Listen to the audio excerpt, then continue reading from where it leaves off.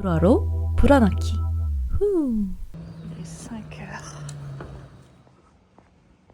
와, 이제 진짜 안 춥다.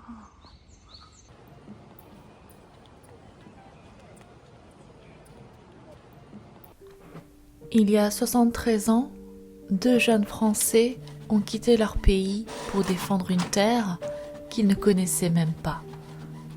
73 ans plus tard, j'étais là, en tant qu'interprète, pour accompagner une dernière fois leur retour en Corée. C'était la première fois que j'animais une cérémonie officielle. J'ai traduit moi-même le scénario du coréen en français, préparé un lexique, imprimé mes fiches de travail. Plus je préparais mes notes, plus je réalisais que ce travail dépassait largement la simple traduction. Répétition générale à 7h30 du matin, enfin 8h du matin à l'aéroport international d'Incheon.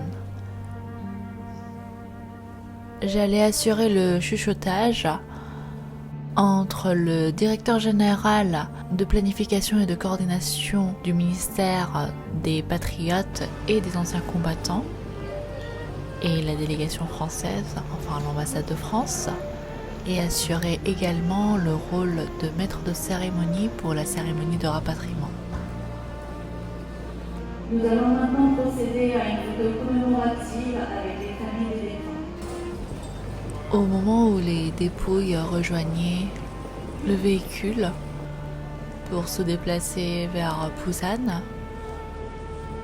j'avoue que mes mains tremblaient légèrement. Ce n'était pas une simple annonce, c'était le signal du dernier départ. Le lendemain matin, plusieurs trains étaient annulés ou retardés après un accident survenu à Séoul la veille. Les familles des vétérans avaient, elles aussi, pris la route vers Busan. Ce jour-là, chacun portait un point différent, mais avançait vers le même lieu de mémoire, Busan.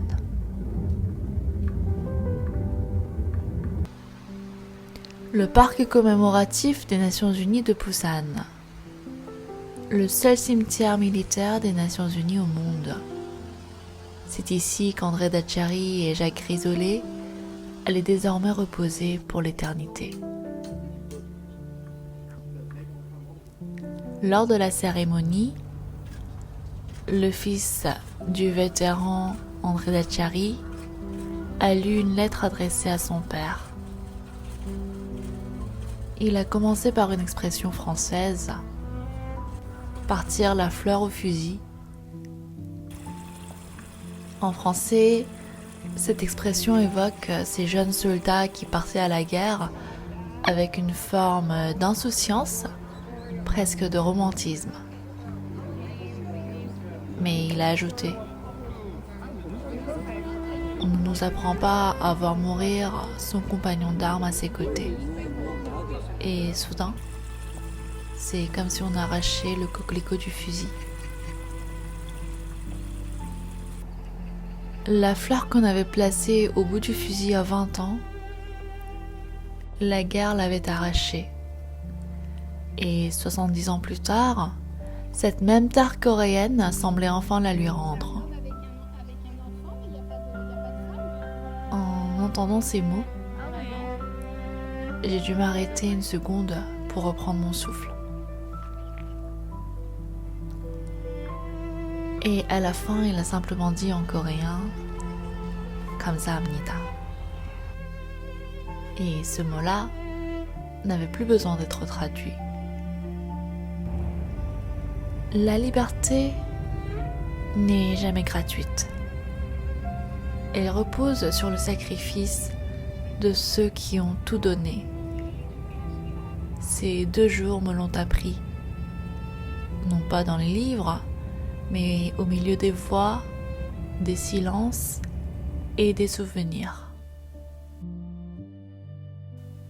André, Jacques, reposez en paix aux côtés de vos frères d'armes sur cette terre que vous avez courageusement défendu.